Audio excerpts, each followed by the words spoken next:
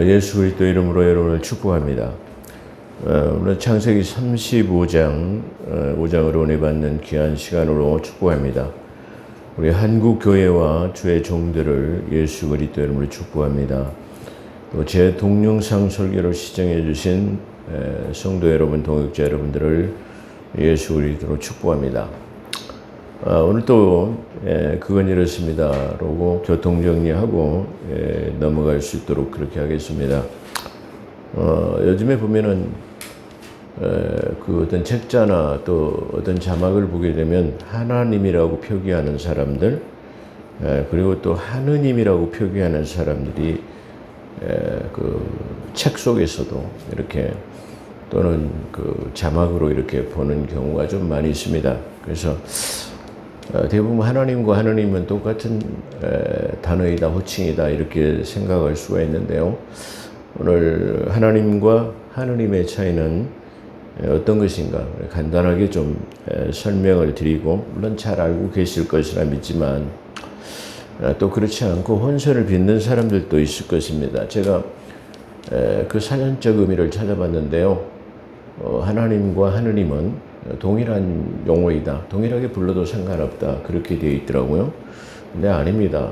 큰 차이점을 가지고 있습니다.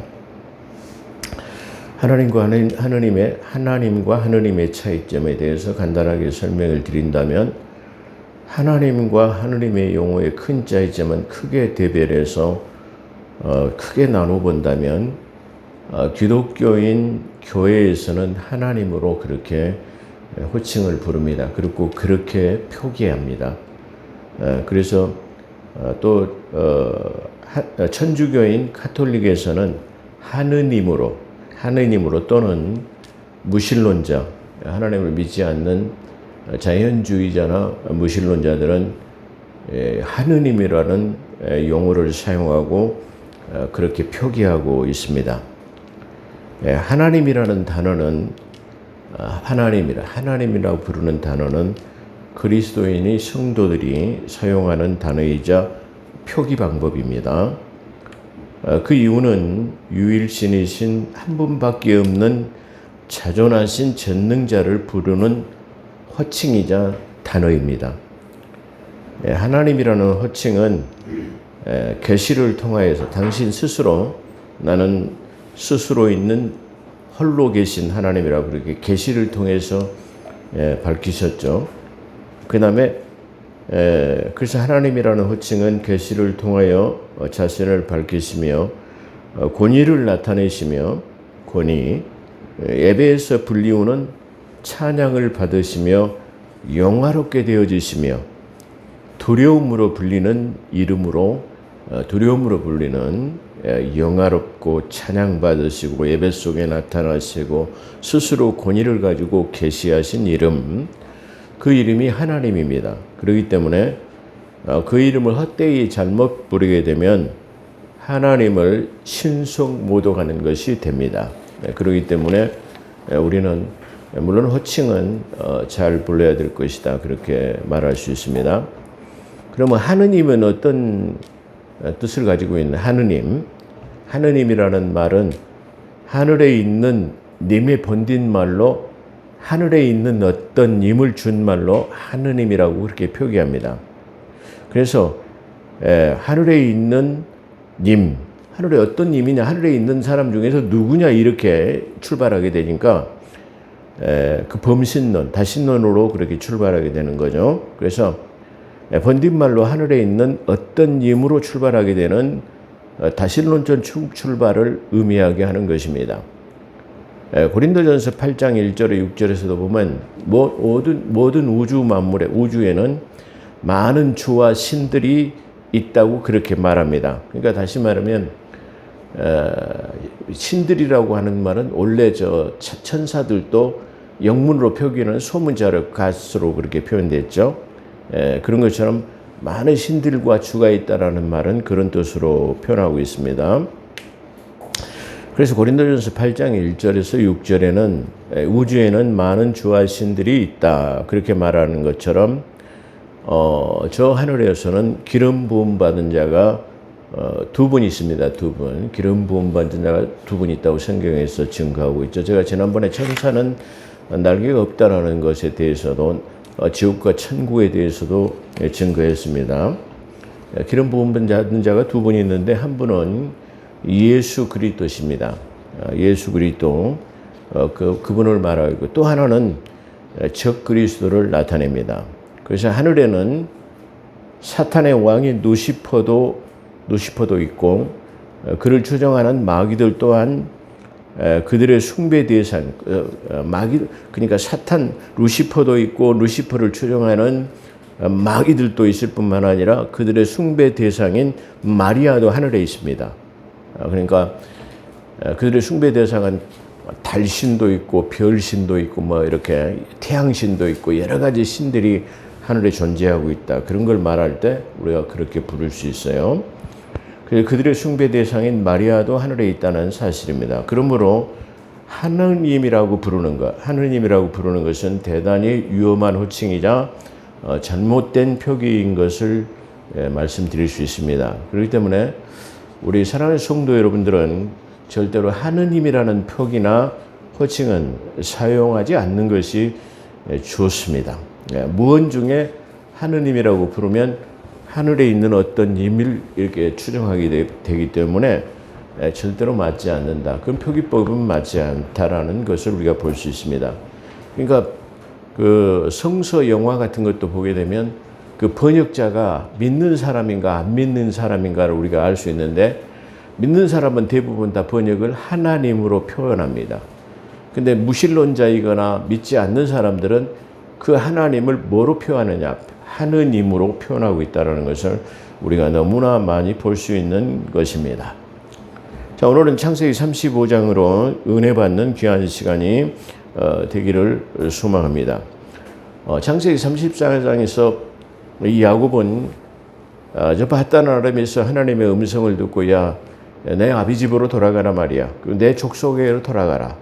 그 땅은 내가 너희 아브라함과 이삭과 그리고 너희 후손들에게 너에게 그리고 너희 후손들에게 주기로 약속한 땅이다. 그리고 올라가야 되는데 올라가다 세겜에 와가지고 머물러 버리고 올라가지 않았어요. 그래가지고 34장에서 디나의 성폭행을 통해 가지고 그들의 억울함을 풀기 위해 가지고 그 디나의 오빠들이 세겜 성읍에 사는 사람들에게 할례를 받아라. 그래가지고 할례를 받고 움직이지 못한 틈을 타가지고 세겜 도성에 있는 휘인들을 전부 다 도말했다라고 도륙했다라고 그렇게 성경에서 34장에서 우리가 은혜를 받았죠.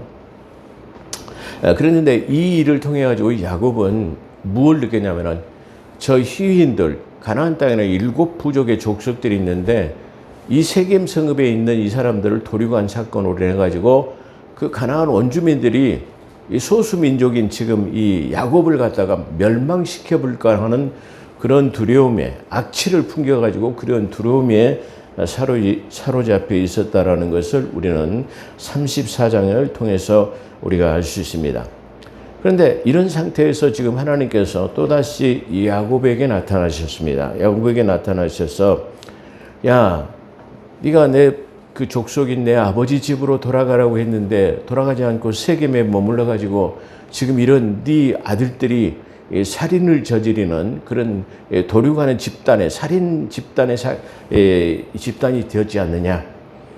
그래서 네가 빨리 올라가라 말이야. 어떻게 보면 네가 내가 올라가라고 했는데 네가 거기 머물므로 인해서 이렇게 이런 중대한 일이 일어났지 않느냐. 어떻게 보면 그런 질타의 내용으로 볼 수 있습니다. 너희가 베델로 올라가지 아니하고 내 아버지 집으로 올라가지 않고 그 세겜에 머물더니 이런 일이 일어났지 않느냐? 너는 빨리 올라가라. 그런 뜻이에요. 그래서 하나님께서는 야곱에게 이르시되 내 형 에서의 낯을 피하여 도망하던 때 그리고 도망하던 때 숫곳이라는 곳에서 밤을 만나고 거기서 돌베개를 했을 때 천사들이 오르락 내리락 하는 것을 봤다고 그랬죠. 그래서 그곳을 갖다가 돌기둥을 세우고 거기다 기름을 부었다고 그렇게 말하죠. 그러면서 네가 네 형 낯을 피해 갖고 도망했을 때 그 숫곳이라는 곳에다가 나를 만났던 그곳에다 기름을 붓고 돌을 세웠지 않느냐. 그러면 너는 거기 다시 올라가 가지고 거기다 돌단을 쌓아라. 에베단을 쌓아라. 그리고 다시 베들로 올라가라 말이야. 이렇게 지시하심을 받았죠. 이 하나님의 음성을 들은 야곱은 자기의 집안을 성결케 하고 소지하던 우상, 신상들을 전부 제거하고 그 다음에 의복을 바꿔 입으라는 지시를 내립니다. 의복을 바꾸라는 말은 어떻게 보면 세속적인 문화, 그렇죠. 뭐 유행 따라 살아가는 그런 옷들, 뭐 이렇게 말할 수 있어요. 그리고 너희가 소지하고 있는 신상들을 다 갖다가 버려라 말이야. 그렇게 해가지고 우리가 너희가 성결케 하고 소지하였던 그런 신상들을 제하고 의복을 바꿔 입으라. 그렇게 명령하죠. 야곱은 하나님이 지시하신 대로 하나님이 나에게 지시한 데 베들로 올라가서 말이야. 그 위에다가 에베의 제단을 쌓아라 한단 말이야. 그래서 내가 그 위로 올라가겠다라고 지금 말하면서 올라가려면 전부 다 지금 신상을 다 버리고 그 다음에 옷을 바꿔 입어라. 세속문화에서 떠나라. 지금 그걸 말하고 있죠. 그래서 야곱은 하나님이 지시하신 대로 우리가 베들로 올라가자. 나의 한날날에 응답하시고, 환난날은 다시 말하면 자기 형 에서의 낯을 피해가지고 아주 그 심한 어려움을 겪을 때, 아니면 자기 인생의 삶 속에서 수많은 어려움이 닥치잖아요. 그런 속에서 환난날에 내게 응답하시고, 그러죠. 여기 중요한 의미가 좀 있다고 저는 그렇게 생각합니다. 사람들이 어려움을 당하면 하나님을 찾아요. 근데 좀 살기 편하고 좀 이렇게 안락한 이 삶을 누리게 되면 하나님을 떠나거나 하나님을 찾지 않는 그런 부분도 있다, 그렇게 생각해 볼 수 있어요. 자, 야곱은 이 사건을 통해 가지고, 그래, 내가 하나님의 음성을 듣고 하나님이 나를 여기까지 지켜주셨고 또 저 베델로 올라가라고 하는데 내가 올라가지 못해서 이런 치욕을 당하고 수치를 당하고 내 아들들이 살인자가 되게 하는 그런 일이 일어났구나, 그렇게 판단한 겁니다. 그래서 하나님께서 내게 환난날에 응답하시고 나의 가는 길에 함께 하신 하나님께 제단을 쌓으려 하노라. 그렇죠. 나의 가는, 우리는 육신의 눈으로 보게 되면 하나님이 나와 동행하지 않는 것 같다, 때로는 응답이 좀 늦어진 것 같다 하지만 하나님께서는 보이지 않는 영적 세계에서 무한한 우리의 갈 길을 살펴보고 계시고 또 우리에게 늘 응답을 해주시고 있다는 사실입니다. 근데 그럼에도 불구하고 우리는 하나님 앞에 이렇게 감사의 제단, 기도의 제단, 응답의 제단, 이런 걸 하지 않아요. 저는 이 유튜브 방송을 하게 되면서 참 희한하다라는 그런 것을 좀 느꼈어요. 어떤 걸 느꼈냐면, 제가 지난번에 말한 김창욱 교수과의 그 토크를 들으려면 7만 원씩이라는 돈을 들여가지고 거기를 입장해요. 근데 거기는 영원한 생명과의 관계가 없는 그런 세상적인 얘기들이, 물론 조금은 뭐 재미도 있고 유익도 있을 수는 있습니다만은, 그런데 거기에는 많은 돈과 시간을 투자합니다. 그런데 하나님의 우리의 영혼을 소생시키고 생명의 길로 인도하는 하나님의 말씀에 대해서는 누가 돈 내라는 거 아닌데 감사하지 않아요. 예를 들어서 하다못하면 댓글이라도 은혜의 말씀을 잘 들었습니다, 감사합니다, 이런 댓글 또는 좋아요도 안 눌러요. 아니, 우리 하나님의 은혜를 체험한 사람들은 이렇게 감사에 인색하지 않는 사람들인데 라는 그런 생각들을 한번 해봐요. 그렇기 때문에 우리는 그 은혜를 깨달은다. 은혜를 만약 우리가 하나님께로부터 은혜를 깨달았다고 한다. 은혜. 하나님의 은혜라는 것은 하나님께서 우리에게 베푸시는, 모든 인간들에게 베푸시는 은총을 말할 때 은혜라고 그렇게 말하나요. 하나님께서 모든 억조창생들이라고 하는 인간 우리에게 베푸시는 그 은총을 은혜라고 하는데, 그걸 깨달아서 감사하구나. 저 햇빛과 비를 내리시고 적당한 바람을 내리시고 그래가지고 우리가 산소를 공급하시고 우리가 먹고 살고 누리며 또 하나님의 자녀로서 특별히 살아갈 수 있도록 예수 그리스도의 핏뿌림을 통해 가지고 아바 아버지라고 부를 수 있는 그런 우리의 존재로 만들어 주셨거나, 그걸 감사한다고 한다면 그 감사를 깨달았을 때 그걸 은혜라고 그래요. 근데 그 은혜에 대해서 보응하는 삶을 살아야 되는 것이 우리의 삶의 보응. 예수 그리스도가 나를 위해서 십자가에 못 달려 죽으시고 일생 동안 우리의 나아가는 길에 환난 날에나 또 나의 나가는 길에 응답하시는 분. 그렇죠. 그분에 대해서 감사하는 삶이 보응하는 삶이에요. 그분께 늘 감사로 영광을 돌리는 삶이라 해야 돼. 그걸 뭐라고 그러죠? 은혜. 그 다른 말로는 깨달음이다. 그렇게 말할 수 있어요. 그래서 야곱은 지금 내가 환난 날에 나에게 응답하시고 나의 가는 길에 함께 하신 하나님께 내가 제단을 쌓으러 가란단 말이야.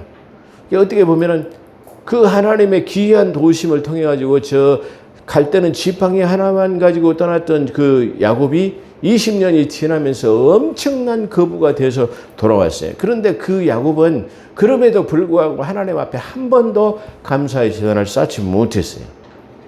그러니까 그 삶 속에 자기 삼촌과의 관계 속에서 그리고 4명의 처첩들과의 관계 속에서 그 다음에 4 처첩을 낳는 아이들의 12명 중에서 그 형제들의 다툼 그리고 그 처첩들의 그런 서로의 다툼 속에서 야 그렇게 하지 말고 좀 믿음의 삶을 살아. 저 베드로를 좀 올라가면 안 되니라고 하는 그런 말을 듣고 야곱은 어떻게 됐든 간에 거기서 떠나게 되었어요.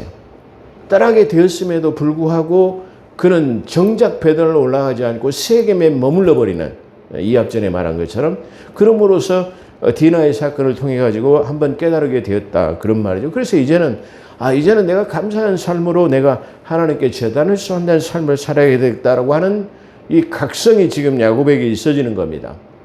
오늘도 우리는 이 하나님의 말씀을 대할 때 그걸 그냥 남의 일로 생각하는 것이 아니라 오늘 이 시간 내가 야곱이 되어져 보는 내가 만약에 야곱이라면 어떻게 해야 될 것인가라는 것을 우리가 생각해서 은혜 받는 귀한 시간이 되어야 할 것으로 그렇게 생각이 됩니다.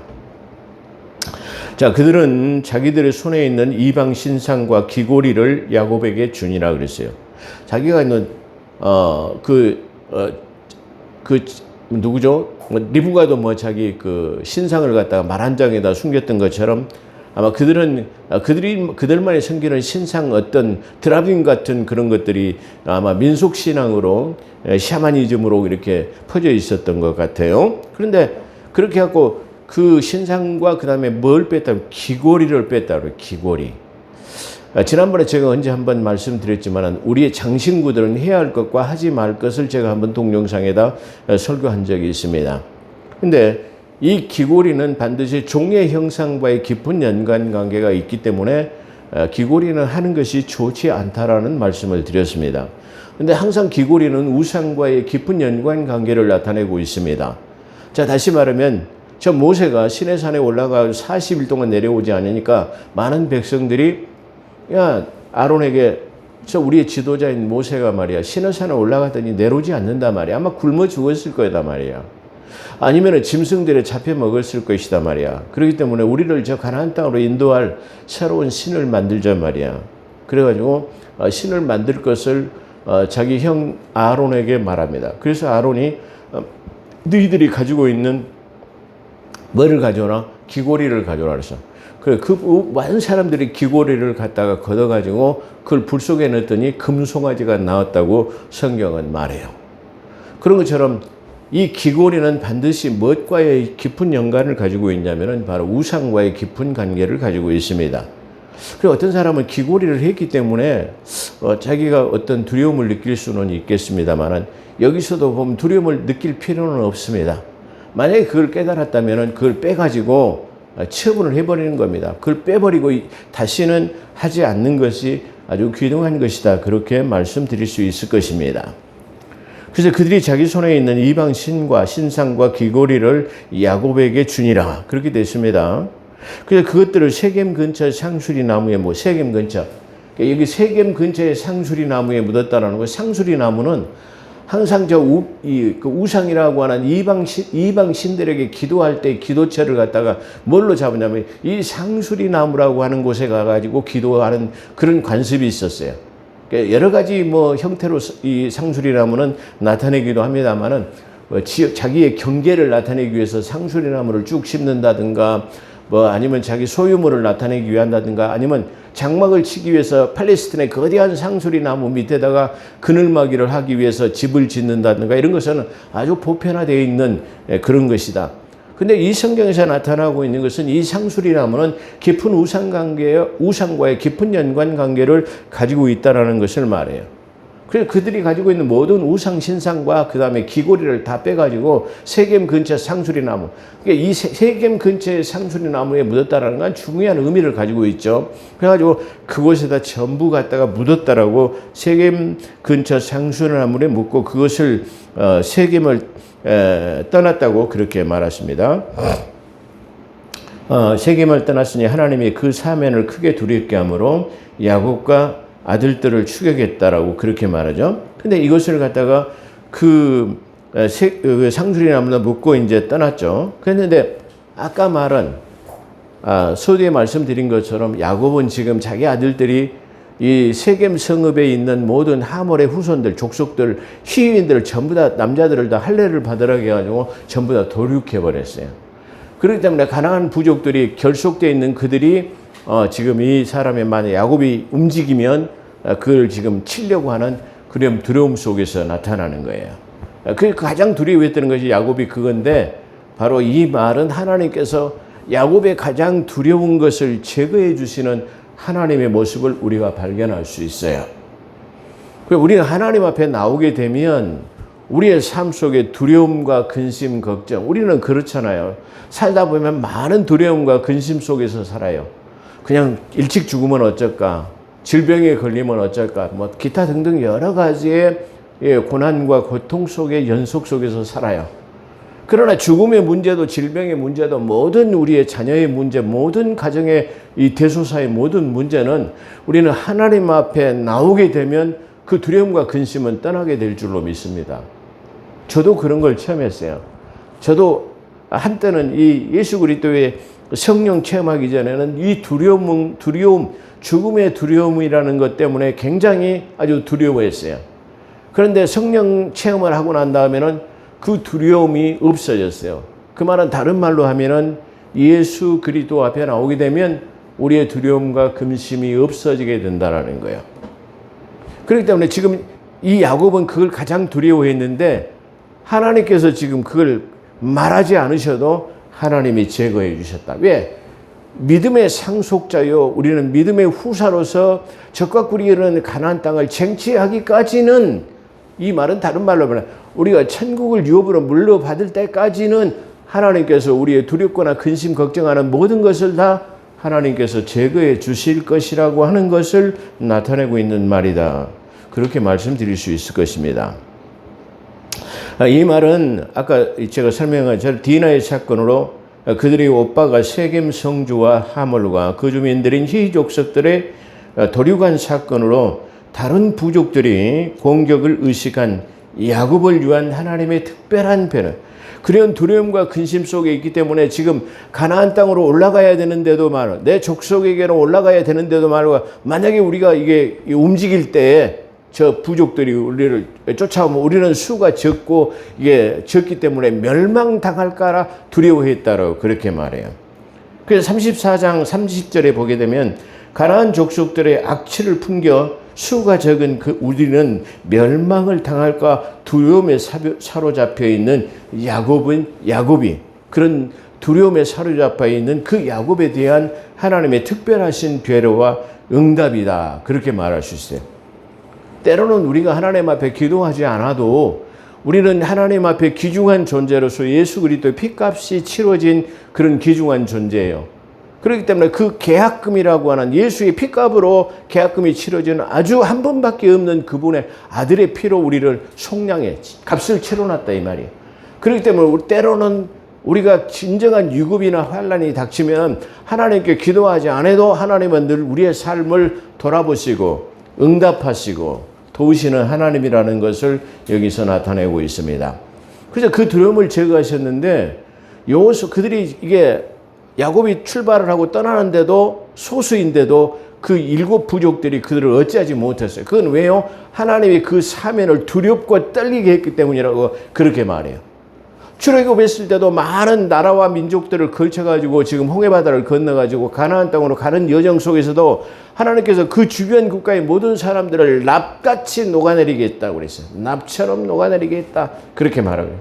또한 여호수아서 2장 9절로 10절을 보게 되면 여호와께서 애굽에서 나올 때 행하신 일들을 들었고 간담이 녹았고 마음이 녹아 정신을 잃었다고 고백한 것처럼 사방을 두렵게 하신 것을 우리가 볼 수 있습니다. 그렇죠? 이 말은 무슨 말이냐면 지금 기생 라합이 여러 개의 송에 들어온 정탐꾼들을 숨겨준 이유를 지금 말하는 거야. 너희들이 저에게 애굽에서 나올 때에 하나님의 그 행하신 그 기적과 이적들을 볼 때 주변의 모든 국가들이 간담이 서늘하게 녹았단 말이야. 납같이 녹아내렸단 말이야. 그런 것처럼 이 적과 꿀이 일어나 하나님이 너희에게 주시기로 작정했기 때문에 그 길을 막을 수 없단 말. 누구도 막을 수 없다. 대적할 수가 없다 이 말이야. 하나님이 나아가는 길에는 하나님이 행하시는 일에는 어떤 대적자도 없어요. 그렇기 때문에 제가 쓰는 용어 중에서 하나님이 굽게 하시면 사람이 곱게 할 수 없고 하나님이 곱게 하신 것을 사람이 절대로 굽게 할 수 없다는 사실입니다. 그래서 하나님이 행하시는 일에는 어떤 대적자도 있을 수 없다는 것을 나타내고 있습니다. 그렇기 때문에 이 기생 라합은 그래서 너희가 출애굽할 때 이 주변 국가에 대해 행하신 것을 우리가 들었을 때 간담이 녹았단 말이야. 마음이 녹아내렸단 말이야. 그래서 이것은 하나님이 행하신 일이기 때문에 절대로 그 일은 대적할 수가 없어. 그렇기 때문에 너희들은 잘 될 것이야. 그래 나도 그렇기 때문에 너희들을 도울 수밖에 없어라고 하는 그런 신앙 고백이다. 그렇게 말할 수 있어요. 그들은 마침내 평안히 베들로 돌아왔어요. 그렇게 해가지고 하나님이 주변을 다 두렵게 해가지고 그를 추격하는 사람들이 없고 그를 대적하는 사람들이 없어서 평안히 베들로 돌아왔다고 그래 말이죠. 베들이라고 하는 말은 하나님의 전, 하나님의 문 그런 뜻을 가지고 있어요. 그래서 베들로 돌아와가지고 제단을 쌓은 뒤에 그것을 엘베델이라 했다 그런 말이야. 엘베델이라는 말은 내가 하나님의 성전에서 하나님을 배웠다라는 그런 말이야. 엘베델. 하나님을 엘이라고 해요. 엘로힘, 엘로이, 엘로아로이 수많은 하나님의 이름이 있죠. 거기서 엘이라는 말은 바로 하나님을 말하는데 베델이라고 하는 하나님의 성전에서 내가 하나님을 배웠다라는 그런 말이에요. 그런 것처럼 나와 여러분도 늘 교회에 와서 기도할 때 하나님의 음성을 듣는 축복이 여러분에게 있어지기를 주 여러분 축원합니다. 또 하나님을 배울 수 있는 그런 귀한 은혜가 있어지기를 주 여러분을 축원합니다. 그들은 마침내 베델로 돌아와서 제단을 쌓은 곳에 엘베델이라고 불렀다. 엘베델이라는 말은 제가 설명한 것처럼 하나님의 전에서 하나님을 배웠다는 뜻으로 베델의 하나님의 성전에서 하나님을 배웠다라는 그런 뜻이에요. 그래서 더 이상 이제 그것을 베델보다는 엘베델이라고 그렇게 표현했다라고 그렇게 말하죠. 우리 한국에도 베델 교회라는 것이 꽤 많이 있죠. 근데 기왕이면 그 베델이라는 말보다는 엘베델이 더 나을 것이다라는 그런 생각도 한번 해봤습니다. 8절에 보면 리브가의 유모인 드보라가 갑자기 죽었으며 베델 아래 상수리 나무, 아까도 여기도 상수리 나무가 등장하죠. 베델 아래 상수리 나무에 묻고 장사 지낸 후에 그것을 알론바웃이라 불렀더라. 애곡의 나무라는 뜻이죠. 알론바웃이라고 불렀더라. 자, 여기서 리브가의 유모인 드보라의 등장을 우리는 갑자기 등장하는 것을 보죠. 이 두 가지로 추정 가능하게 할 수 있습니다. 첫째는 형 에서의 낯을 피해서 형이 이게 야곱을 축복을 도용해 버리니까 죽이려고 형이 그러니까 자기 어머니 리브가가 야 형이 좀 그 화가 풀릴 때까지 저 바다나람에 내 삼촌 집에 가 있어라고 하는 저 먼 나라까지 가는데 그 길을 아는 사람은 이 리브가가 알 수 있어요. 그렇기 때문에 아마 이 리브가는 이 드보라는 이 리브가의 유머로서 이 젖도 먹이고 같이 이게 쭉 키워왔던 그런 존재였어요. 그렇기 때문에 아마 리브가가 시집을 갔을 때 같이 이 드보라가 따라왔던 것으로 그렇게 추정 가능해요. 그렇기 때문에 너희 삼촌 집으로 갔다 올 때 그 길을 아는 사람은 아마 이 드보라가 시집 올 때 따라와 가지고 알고 있기 때문에 네가 좀 데려다 주어라 말이야. 이럴 가능성이 대단히 높았기 때문에 아마 이 드보라는 지금 이 리브가의 집에 같이 동거하고 있다. 이 야곱이 바단 아람으로 도망갈 때 야 네가 길을 좀 안내해 줘라 말이야. 그렇게 해서 갔을 수 있는 그런 가능성이 아주 있다라고 그렇게 말할 수 있고요. 하나는 지금 야곱이 지금 그 자기 삼촌 라반의 집에서 20년 동안 있다가 지금 이제 베델로 올라간다니까 아마 이 유모가 야 그래 내 딸처럼 내가 키운 그 지금 리브가가 잘 있는지 내가 죽기 전에 한번 봐야 되겠다. 그래서 이 야곱을 따라왔거나의 이 두 가지 것을 추론 가능하게 합니다. 근데 저는 첫 번째 전자를 더 지향하고 있긴 합니다. 어쨌든 간에 우리는 이 두 가지 것을 추론해 볼 수 있게 추정 가능합니다. 그렇기 때문에 아마 이 리브가가 이 드보라가 리브가가 죽기 전에 아니면 자기가 죽기 전에 한번 내 딸 같은 말이야 리브가를 한 번 더 보고 싶어 해서 그렇게 따라왔지 않느냐 그렇게 생각할 수 있고요. 이 드보라를 죽은 후에 어디 나무에다 묻었다고요? 아까 상수리 나무에다 묻었다라고요. 상수리 나무 밑에다. 아까 우상숭배의 신상과 귀걸이를 다 묻었던 상수리 나무에다 묻었는데 특별히 여기 지금 이 드보라도 상수리 나무에다 묻었다라는 것은 이가 평소에 아주 우상을 많이 극랄하게 섬겼던 사람들의 사람이었지 않았는가라고 그렇게 추정 가능하게 해볼 수 있는 것입니다. 그렇기 때문에 이 상수리 나무는 우상과의 깊은 연관 관계를 가지고 있어요. 아까 설명한 것처럼 팔레스틴의 장막을 치거나 또 경계를 나타내거나 기타 등등 여러 가지로 나타나기도 합니다. 그런데 어떤 면에서 보게 되면 그 나무 옆에다가 묻어놨기 때문에 나중에 무덤을 잃어버리지 않은 이게 할 수도 있는 그런 측면도 있을 것이다. 그렇게 보죠. 그러니까 우리도 보통 자기 선산이 아는 공동묘지에다 묘를 쓰면 자기 조상의 묘를 식별하기 위해서 거기다 비석을 세운다든가 아니면 거기다 편백나무라든가 무슨 동백나무라든가 이런 나무를 심어가지고 식별하기 위한 아마 그런 조처가 아니었는가 그렇게 생각해 볼 수 있습니다. 어찌됐든 간에 다시 한번 하나님께서는 바단 아람에서 돌아온 야곱을 축복하신 거예요. 이제 바단 아람에서 물론 세겜에서의 그런 여정도 있었지만 이제 저 가나안 땅이라고 하는 이 베델로 돌아와 가지고 하나님 제대를 쌓고 거기서 하나님을 배우는 그런 축복을 누렸어요. 그 하나님을 배웠어요. 그때 배웠을 때 하나님께서 그래 잘 돌아왔어. 그래 네가 여기서 살 곳이야. 여기서 산다고 한다면 네가 버리워서 밟힐 일은 없을 것이야. 네 가지가 잘라져 가지고 네가 불에 태워지는 일은 없을 것이야. 그렇게 말할 수 있어요. 자, 어떻게 보면은 우리는 누가복음에 나타나는 탕자처럼 자기 아버지 것을 다 가지고 가서 이 허랑방탕하게 다 써버리고 자기 아버지에게 돌아오면은 내 아버지는 이제 내 아들로서는 내가 자격이 없어. 내가 아버지의 품꾼으로라도 나를 써주면은 내가 감사할 따름이야. 그렇게 생각하고 돌아왔지만 그 아버지께서 그 돌아온 탕자를 갖다가 아주 귀하게 맞아준 것처럼 그래 네가 여러 가지 여기까지 오는데 얼마나 고생이 많았어. 그래 잘 왔어. 이런 뜻이죠. 그렇게 해서 이제 그렇게 축복하시면서 뭐라고 하냐면 이제는 다시는 야곱으로 살지 마라. 또 이렇게 다짐하신 거예요. 그러니까 지난번에도 야복강에서 씨름할 때 네 이름이 뭐냐 그래요. 야곱이라고 그래요. 그 야비하게 좀 살지 말고 이제 좀 나아. 그 야곱으로 살지 말고 이제 이스라엘으로 살아. 네가 나하고 겨루어가지고 네가 이겼음이야.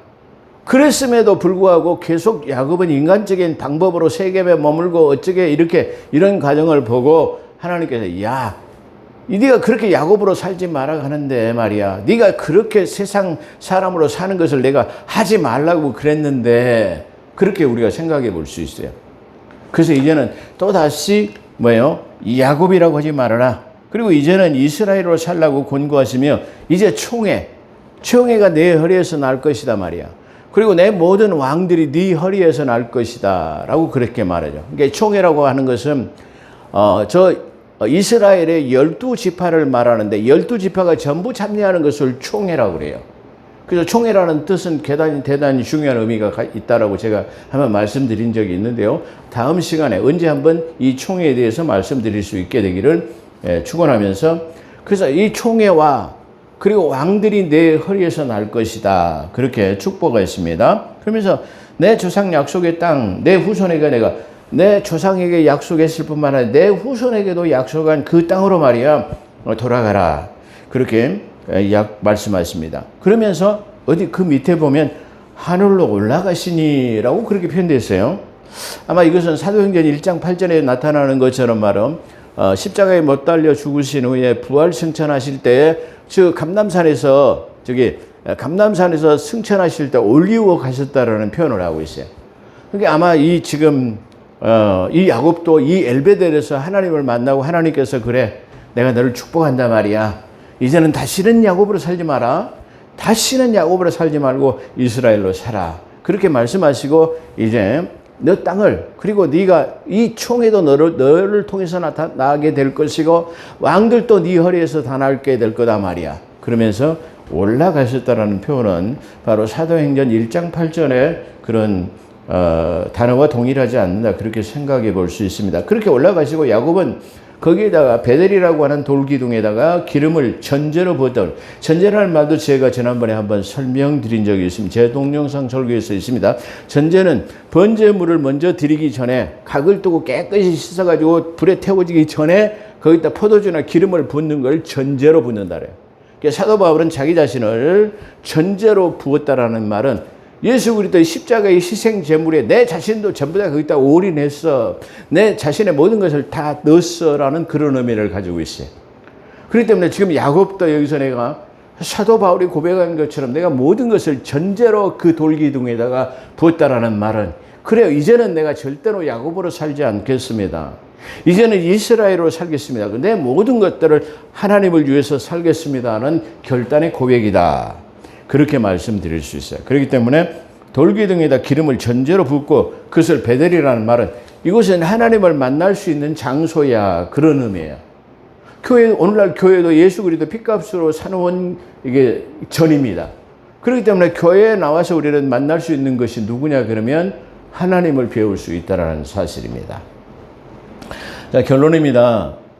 우리는 이 말씀을 통해서 깨닫는 것은 저 세겜이라고 하는 곳에 머무르지 않아요. 세속화되지 않아요. 세상과 짝에서는 되지 않는다라는 것을 말하고 있어요.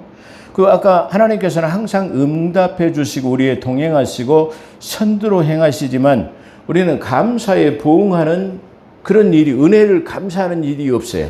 근데 그 부응하는 삶이 바로 뭐예요? 다시 말하면 제단을 썼는데 이거는 감사의 문을 여는 거예요. 그러니까 은혜를 받았으면 감사할 줄 알아요. 말이 됐든 간에 예물이 됐든 간에 하여튼 우리의 입에 이 찬양이 됐든 간에 그것을 표현함으로 문을 열어야 돼요. 그래서 시편 100편에는 그렇게 말하죠. 감사함으로 그 문을 연다라고 그랬어요. 찬송함으로 그 궁정을 연다고 말했어요. 그렇기 때문에 우리는 이렇게 감사할 수 있는 마음이 은혜에 부응하는 것이라는 것을 우리는 깨달아야 할 것입니다. 그래서 감사의 제단을 쌓아야 할 것입니다. 또한 늘 내 자신을 돌아보아 성결케 하는, 그렇죠, 새 옷을 입는 전신갑주를 입어야 구습을 버리는, 옛것을 벗어버리는, 구습을 벗어버리는 세속화된 문화를 다 벗는 거야. 옷을 바꿔 입는다라는 말은 뭐 요즘에 흔히 정치권에서 말이야, 저기 민주당에서 국민의힘으로 이게 당을 옮기는 것을 옷을 바꿔 입었다라는 표현하죠. 그러니까 이 옷을 바꿔 입는다라는 말은 구습을 없앤다라는 그런 말이에요. 그렇기 때문에 우리는 성결케 하는 새 옷과 전신갑주를 또한 입어야 할 것입니다. 마지막으로는 또한 우리 내 자신을 항상 전제로 부어드려야 됩니다. 전제. 다시 말해 우리는 하나님을 위해서 살아가는 삶, 하나님께 영광을 돌리는 삶이라야 된다는 것을 오늘 이 창세기 35장을 통해서 우리에게 말씀하고 계십니다. 기도하겠습니다. 거룩하시고 자비로우신 하나님, 오늘 또 하나님 엘베델의 하나님을 우리가 만났습니다.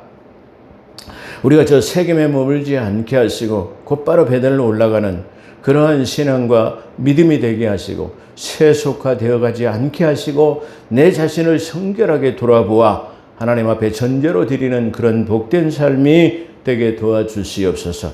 우리 포도원 교회가 하나님 전제로 드려지는 교회 성도들이 다 될 수 있도록, 하나님을 기쁘시게 하는 자들이 다 될 수 있도록 함께하여 주시옵소서.